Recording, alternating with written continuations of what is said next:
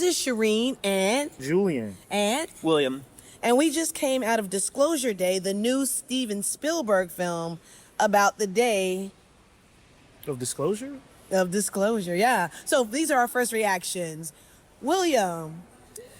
I found it tremendously profound. There's one moment in particular that I think kind of is the Rosetta Stone for the movie in a lot of ways that I just found very emotionally impactful. The way that the camera moves in this, I think, is incredibly dynamic from a directorial perspective and really gives the whole thing. I mean, the whole thing is very propulsive and kinetic, but that camera work in particular really just glides. And I think Emily Blunt is fantastic in this. But really, I think sometimes I rub against movies that are overly saccharine, and I think some people may say that they feel that way about this, but I think there's a difference between optimism and saccharine, and I think it tends more towards the former than it does the latter. And I think at the end of the day, despite how cynical I can be about some things, I do try to hope for the best, and I think that's what this movie is really trying to put forward at the end of the day. Julian. Yeah, I agree. I do think this film's some of the core thing is about cynicism versus optimism for humanity. It's shot amazingly well. The lighting is top tier. The camera work, the lenses he was using, the way it was capturing the face. Man, I don't know, man. He's still at the top of the game. Him and Marty be up there sunning everybody.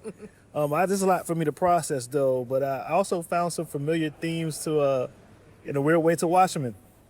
Okay, and for me, I love the Spielberg of it all. Like both gentlemen were saying, there is some really amazing camera work being done, the lighting, especially in the opening, 30 minutes, it's just really beautiful. There's some scenes in low light where the shadows play on the faces. So, we've got these lens flares from an open light bulb. Just really beautiful filmmaking that Spielberg is known for. Also, there's a big sense of wonder here.